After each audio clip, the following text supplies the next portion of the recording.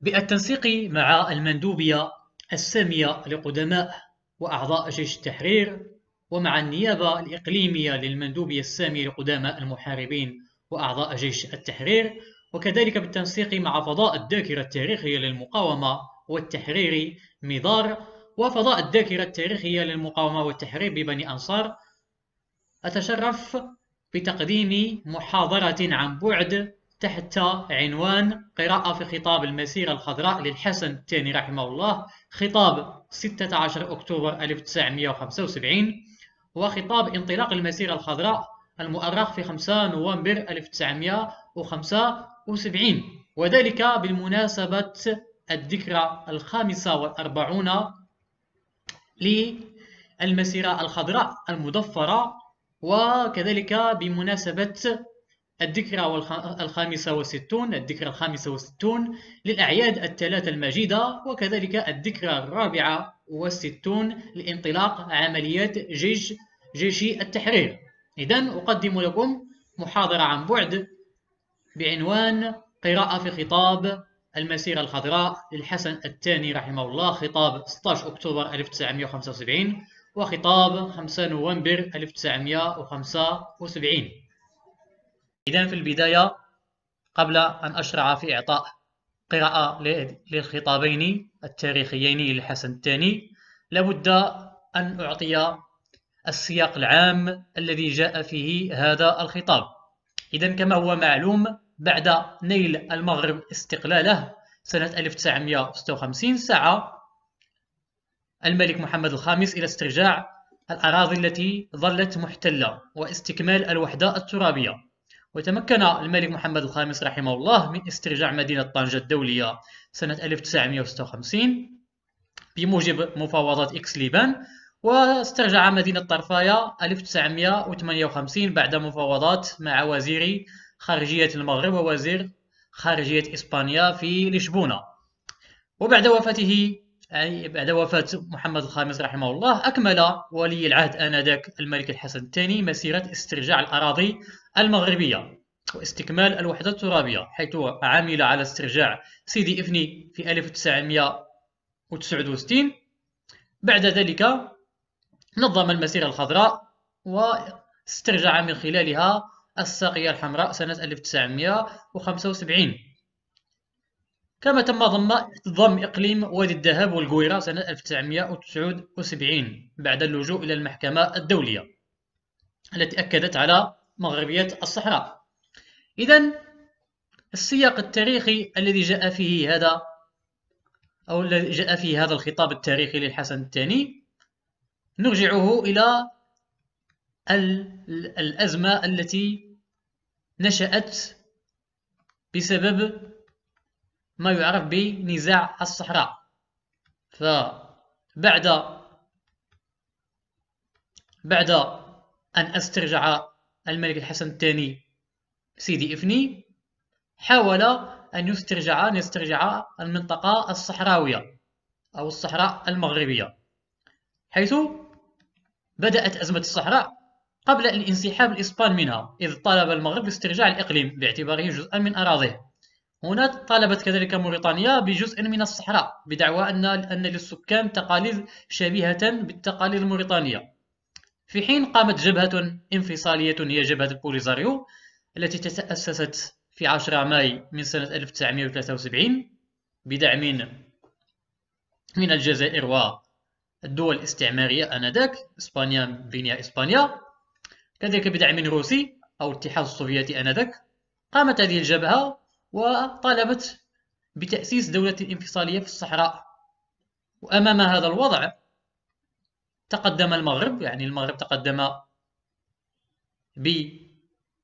بملف في 23 شتنبر 1974، قدم هذا الملف إلى المحكمة العدل الدولية في لاهاي لكي تعطي رأيها واستشارتها في هذه القضية، قضية الصحراء في نزاع الصحراء. إذن هذه المحكمة عقدت 27 جلسة علنية ابتداء من 25 يونيو إلى غاية 30 يوليوز 1975، وأعلنت رأيها الاستشاري في 16 أكتوبر 1975 في 60 صفحة. إذن هذا القرار الذي أعلنته المحكمة الدولية اعترف بوجود علاقات تاريخية وقانونية بين المغرب والصحراء متمثلة في البيعة، الشيء الذي أكد أن الصحراء مغربية. وهنا سوف يحاول الحسن الثاني أن يسد الباب أمام إسبانيا وباقي القوى الانفصالية لكي لا تقوم بأي خطوة تضيع مجهودات المغرب في المحكمة العدل الدولية وتضيع هذا الاعتراف القانوني بأن الصحراء مغربية. لذلك أعلنت إسبانيا في 1974 عن نيتها في إجراء استفتاء في الصحراء لكي تقرر المصير. وطبيعة الحال هذا ما حاول الحسن الثاني أن يبطله، حيث أعلن في 16 أكتوبر 1975 عن القيام بمسيرة خضراء لاسترجاع الصحراء لكي يقطع الطريق على إسبانيا والقوى الانفصالية لكي تستغل هذا الوضع وتعلن قيام دولة انفصالية في الصحراء قد تكون تابعة للقوى الاستعمارية التي دعمتها منذ البداية. إذن في هذا السياق جاء إعلان المسيرة الخضراء التي انطلقت في 6 نوفمبر 1975. إذن في البداية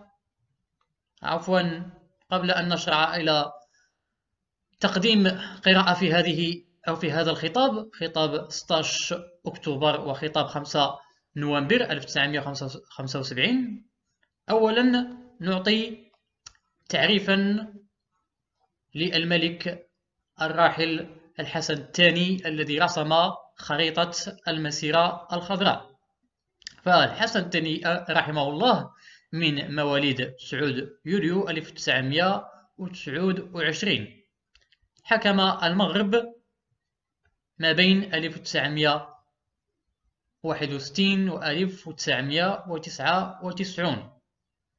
اشتهر رحمه الله بنبوغه الثقافي والفكري، حيث كان ملما بالجوانب القانونية الوطنية والدولية، وكان كذلك ملما بالتاريخ وله عدة كتب ومؤلفات تاريخية.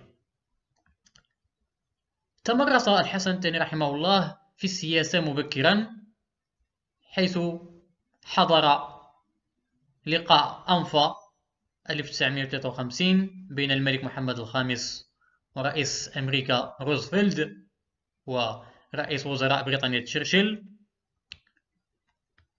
كما نفي مع والده إلى مدغشقر سنة 1953، وبذلك اكتسب خبرة سياسية وكان على اطلاع على ما يحدث في العالم آنذاك. ثم دخل في حلبة الصراع بين القطبين، القطب الاتحاد السوفيتي والقطب الرأسمالي لأمريكا وما يعرف بالحرب الباردة. فاختار الحسن الثاني التوجه الرأسمالي على عكس عدة دول عربية. إذن الحسن الثاني استغل خبرته السياسية ودهائه السياسي لكي يعلن في 16 أكتوبر 1975 عن انطلاق المسيرة الخضراء. إذن هنا سوف نقوم بقراءة في خطاب المسيرة الخضراء المؤرخ في 16 أكتوبر 1975. إذن بعد البسملة بدأ الحسن الثاني خطابه بآيات قرآنية هي بمثابة إعلان النصر، وهو نصر سياسي وقانوني للمغرب في نزاع الصحراء، حيث اعترفت محكمة العدل الدولية، يصرح الحسن الثاني في خطابه بأن الصحراء مغربية، واعترفت المحكمة بأن هناك روابط تاريخية وقانونية بين الصحراء والمخزن المغربي متمثلة في البيعة. ولقد استغل الحسن الثاني ثقافته الواسعة هنا وإلمامه الكبير بالقانون والتاريخ لكي يقطع الطريق على كل من يقول أن البيعة لا تعني السيادة. كما جاء في قرارات محكمة العدل الدولية، حيث أن في محكمة العدل الدولية أعطت ملاحظة بأن السيادة ليست هي البيعة. وهنا في خطابه الحسن الثاني في هذا الخطاب سوف يوضح أن مصطلح البيعة هو يعني مفهوم السيادة بمعناها الحالي. هذا المفهوم الآخر يعني السيادة لم يكن حتى في عدة دول أوروبية آنذاك مع بداية القرن العشرين لم يكن مستعملا في أغلب الدول الأوروبية التي كانت بدورها تستعمل مفهوم البيعة أيضا، وهو ما يرادفه بالمفهوم العصري مفهوم السيادة. ثم تطرق الحسن الثاني في الخطاب إلى مفهوم البيعة في الإسلام، حيث وضح أن البيعة في الإسلام كانت شفوية عند الدول الإسلامية، والمغرب هو البلد الوحيد عبر تاريخه وعلى عكس العادة لم يكتفي بالبيعة الشفوية بل دعمها ببيعة مكتوبة، وهي دليل قوي على صحراوية المغرب، وهو ما استغله الحسن الثاني في محكمة العدل الدولية، حيث أعطى مجموعة من الوثائق تاريخية متعلقة بالبيعة تؤكد صحراوية المغرب. إذن بعد هذه التوضيحات التي قدمها الحسن الثاني في بداية خطابه سوف ينتقل إلى التأكيد على النقاط التالية. أولا أن الصحراء مغربية بقوة القانون الدولي وبقوة العلاقات التاريخية التي تربط الصحراء بالمخزن المغربي، والدليل على ذلك الوثائق التاريخية السالفة الذكر. وبناء على هذا دعا الملك الحسن الثاني المغاربة إلى ضرورة تحمل مسؤوليتهم التاريخية تجاه أرضهم والقيام باسترجاعها من خلال القيام بمسيرة سلمية إلى الصحراء المغربية. إذن هنا أعلن الحسن الثاني عن القيام بمسيرة سلمية إلى الصحراء المغربية هي المسيرة الخضراء، ودعا أيضا إلى تجديد صلة الرحم بالصحراء وبالمغاربة الصحراويين واسترجاع الروابط التي قطعها الاستعمار خلال فترة استعماره للصحراء. وربط الصلة بالصحراء اعتبرها الحسن الثاني واجبا دينيا وواجبا شعبيا وملكيا أيضا. وهنا طرح الحسن الثاني عدة تساؤلات حول طريقة استرجاع الأراضي الصحراوية والطرق المستعملة في ذلك، متسائلا: هل نعلن الحرب على الإسبان ونريق الدماء ونبدأ علاقاتنا بالدماء مع الجيران التاريخيين للمغرب هم الإسبان؟ وهذا الحل استبعده الحسن الثاني لأنه يتعارض مع شيم المغرب وقيمه المتسامحة، كما أن المغرب ليس ملزما بذلك لأن الحق معه والصحراء صحراؤه، كما أعلنت عن ذلك محكمة العدل الدولية، والذي هو أيضا اعتراف دولي بمغربية الصحراء كما قال الحسن الثاني في هذا الخطاب. وبعد ذلك أعلن الحسن الثاني على خطته لاسترجاع الصحراء المغربية. إذن هنا سوف يعلن الحسن الثاني ثانيا عن خطته لاسترجاع الصحراء المغربية من خلال القيام بمسيرة خضراء سلمية يشارك فيها كل المغاربة من مختلف جهات المغرب، من الشمال والشرق والغرب ووسط المغرب ومن كل جهة، وهي مسيرة خضراء لأنها سلمية. هنا يؤكد الحسن الثاني أنها سلمية. ثم أعلن الحسن الثاني عن استراتيجيته وتصوره لهذه المسيرة، حيث حدد أولا عدد المشاركين في المسيرة وهو 350 ألف متطوع ومتطوعة. ثانيا حدد طبيعتها: مسيرة سلمية بلا سلاح لاسترجاع الصحراء محمية بالجيش المغربي، حيث أعلن الحسن الثاني أن أي عدوان غير إسباني على المسيرة سيقابله رد مغربي قوي. أما إسبانيا فاعتبر الحسن الثاني أن المغرب معها في حالة سلم وليس حرب، وحذرها من أي هجوم على المسيرة لأنها سوف تتحمل المسؤولية القانونية والأخلاقية أمام العالم، فإسبانيا بالقانون لا مكان لها في الصحراء، يقول الحسن الثاني لا مكان لها في الصحراء وعليها ترك الصحراء لأصحابها. ثالثا حدد طريقة التنظيم، حيث أعلن عن فتح مكاتب التطوع لكلا الجنسين الرجال والنساء. وأوضح الحسن الثاني أنه أول من سيضع اسمه في سجل المتطوعين لاسترجاع الصحراء المغربية، وهو عمل يفخر به الحسن الثاني كما قال، وسيفخر به أحفاده لأنه عمل وطني جليل. كما قرر أن تفتح كل عمالة من عمالات المغرب مكاتب التسجيل، كما حدد الحسن الثاني عدد المتطوعين في كل عمالة. وهذه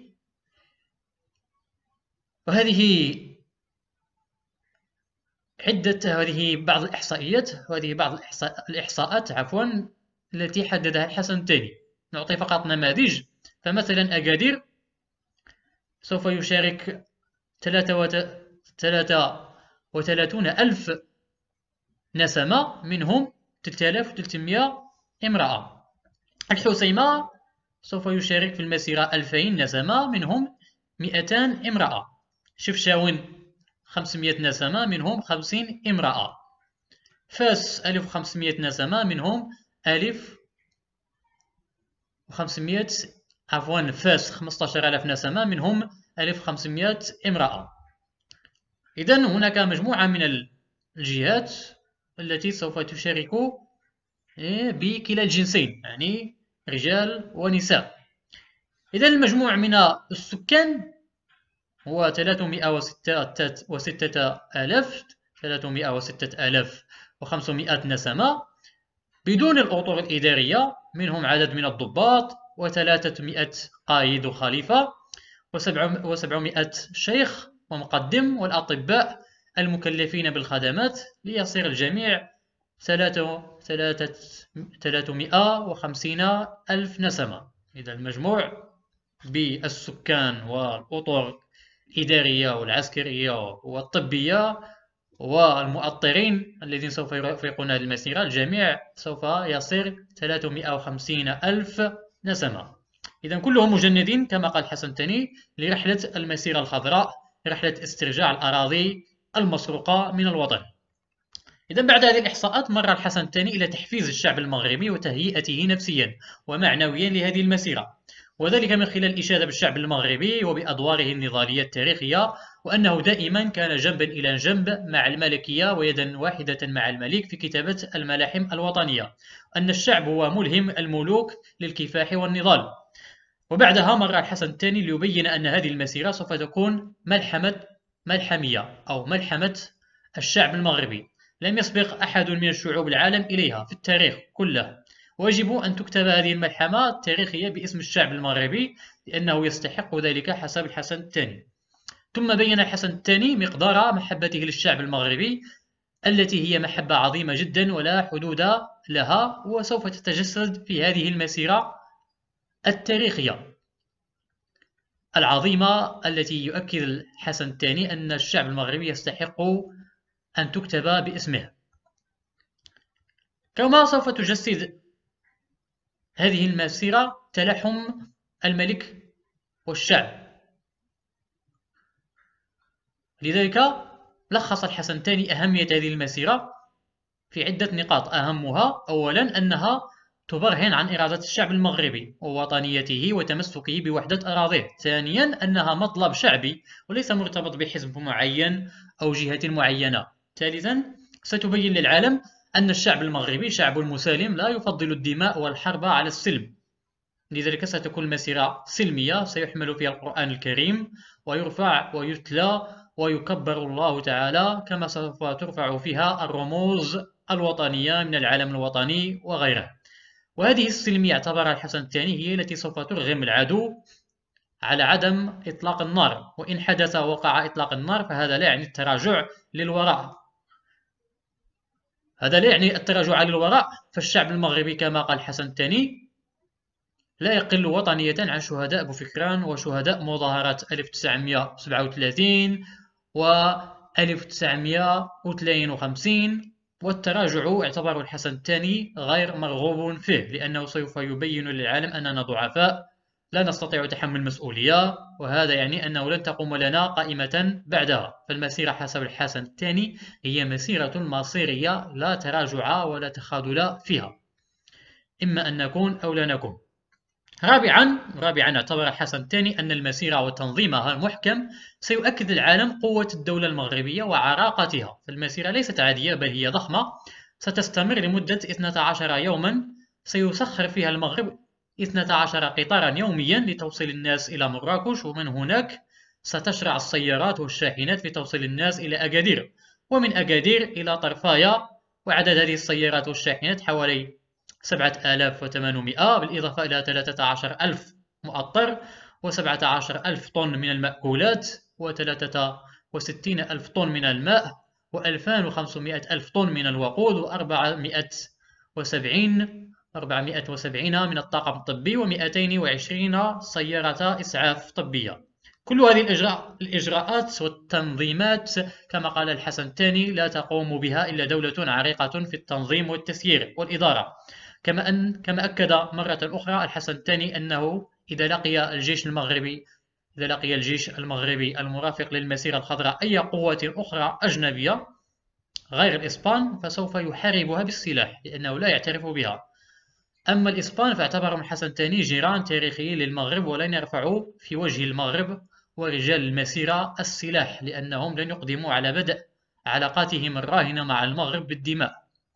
وختم الحسن الثاني كلمته الخطابية هذه بحديث للنبي صلى الله عليه وسلم وآله وصحبه الذي يقول فيه إنما الأعمال بالنيات ولكل امرئ ما نوى. وطلب قبل الختام من الشعب المغربي أن تكون هذه المسيرة في سبيل الله ورسوله، وأن تكون مسيرة صلة الرحم مع الصحراء، وأن يكون السلاح المغاربة في المسيرة الثقة في الله والتوكل عليه. إذن هذا خطاب 16 أكتوبر. سوف نمر إلى قراءة في خطاب انطلاق المسيرة الخضراء المؤرخ في 5 نوفمبر سنة 1975. إذن هذا الخطاب جاء قبل يوم واحد من انطلاق المسيرة الخضراء، حيث أعلن فيه الحسن الثاني عن إعطاء انطلاقة المسيرة الخضراء بشكل رسمي. وهذا الخطاب أشاد الملك فيه مجددا بقوة وشهامة الشعب المغربي، كما بين أن من مزايا هذه المسيرة أنها كشفت للمغرب من هم الأصدقاء ومن هم الأعداء الحقيقيون. وانتقد الحسن الثاني في خطابه هذا الأشخاص الذين أرادوا تصوير المسيرة الخضراء على أنها جاءت لتغطية المشاكل الداخلية للمغرب، وأرجع كل ذلك الحسن الثاني رجع ذلك إلى جهل البعض بتاريخ المغرب أو حقد البعض الآخر على المغرب الذي يعطي دائما الدروس التاريخية لغيره من الشعوب. ثم عاد الحسن الثاني ليشيد بعظمة الشعب المغربي ودهائه ووطنيته. وبعد هذه التهيئة النفسية والمعنوية للشعب المغربي أعلن الحسن الثاني أنه غدا أي 6 نوفمبر 1975 سوف تنطلق المسيرة الخضراء، وسوف يقوم المغرب باختراق الحدود ولمس تراب أرضهم في الصحراء، وسوف يصلون الرحم مع إخوانهم في الصحراء. وبصفته أميرا للمؤمنين وقائدا للشعب المغربي قدم الحسن الثاني مجموعة من النصائح للشعب المغربي التي يجب عليه تطبيقها خلال هذه المسيرة. وأهم هذه النصائح: أولا، بمجرد اختراق الحدود يجب على الشعب المغربي التيمم برمال الصحراء واستقبال القبلة والصلاة شكرا لله تعالى. وهنا أعطى الحسن الثاني صفة الشهداء لكل المغاربة وحفزهم دينيا ومعنويا للمضي في هذه المسيرة. ثانيا، هذه المسيرة اعتبرها الحسن الثاني مسيرة ليست عادية، بل هي مسيرة من نوع خاص وطابع خاص وضخمة جدا وحساسة، لذلك على الشعب الانضباط والتنظيم وسماع الأوامر والامتثال لتوجيهات المؤطرين لكي لا نقع في العشوائية، ولكي تحقق المسيرة مرادها وتنجح في هدفها. ثالثا، نصح الحسن الثاني الشعب المغربي المشارك في المسيرة بعدم الاكتراث للإسبان ولا الاعتداء عليهم، بل طالب بمعاملتهم بالحسنى، لأن الشعب المغربي كما قال الحسن الثاني في مسيرة سلمية وليس في حرب مع الإسبان. وإن حدث وأطلق الإسبان النار نصح الحسن الثاني المغاربة بإكمال المسيرة وعدم التراجع. وفي حالة تعرضت المسيرة لهجوم غير إسباني فتوعد الملك الحسن الثاني بتصدي الجيش المغربي لهم، فالمغرب في حالة سلم فقط مع الإسبان كما جاء على لسان الحسن الثاني. وأكد الحسن الثاني في كلمته الختامية لهذا الخطاب أنه مع الشعب المغربي قلبا وقالبا، وسوف يكون مشرفا وموجها للمسيرة ومراقبا لها ومناصرا لها. ثم بشر المغاربة بأنه سوف يرفع العلم المغربي في الصحراء المغربية بحول الله، وستكتب ملحمة المسيرة في السجل الذهبي للتاريخ. وفي الختام دعا الحسن الثاني الله تعالى أن يرعى المسيرة الشعب المغربي، وأن يكتب للمغرب النصر في هذه المسيرة. إذن كخلاصة يمكن أن نقول في الأخير أن الحسن الثاني سخر في هذين الخطابين معا معرفته القانونية والدينية والسياسية وحنكته وذكاءه ودهاءه السياسي، حيث كان ملما الحسن الثاني بالتاريخ، وبأن القبائل المغربية كانت دائما تقدم البيعة المكتوبة للسلطان المغربي أو للسلاطين المغاربة عبر التاريخ، وإعلان الولاء لهم، وهو ما سخره الحسن الثاني في محكمة العدل الدولية، حيث قدم هذه الوثائق للمحكمة. ثانيا، بدأ الحسن الثاني التنظيم والتخطيط لهذه المسيرة بشكل مبكر. ففي عام 1973 تواصل الحسن الثاني مع زعماء القبائل الصحراوية، وأعلن دعمه للحراك الصحراوي في مقاومة الاحتلال الإسباني. واستطاع الحسن الثاني أن يحصل على شعبية كبيرة لدى الشعب المغربي من خلال عمله هذا، حيث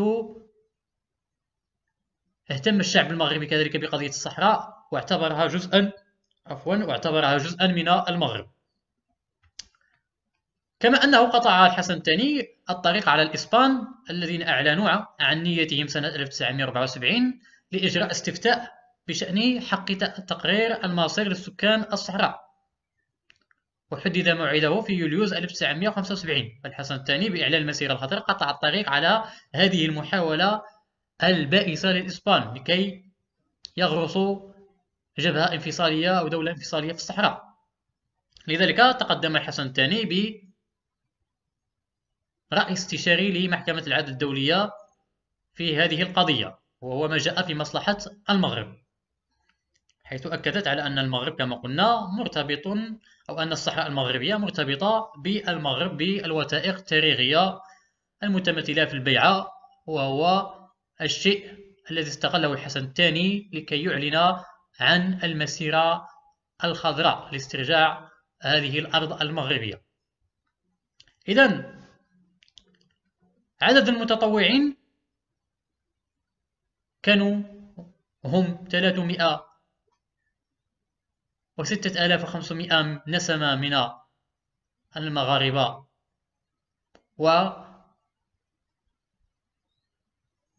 وباقي العدد كانوا مشكلين من المسؤولين والموظفين الحكوميين، لكي يبلغ العدد الإجمالي 350,000 نسمة.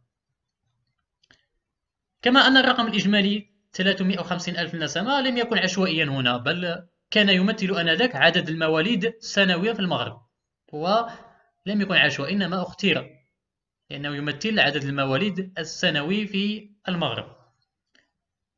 كما حددت نسبة المشاركين بناء على تعداد السكان في كل إقليم، فكان أكثر المشاركين من الدار البيضاء 35,000 متطوعة، وأكادير 33,000 متطوع ومتطوعة.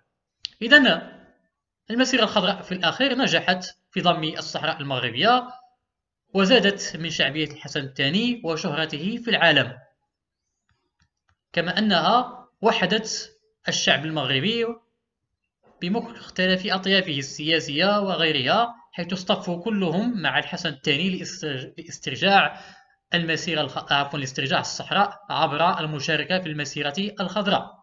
إذن هذه كانت أهم بعض النقاط الأساسية التي جاءت في خطاب 16 أكتوبر 1975 و 5 نوفمبر 1975.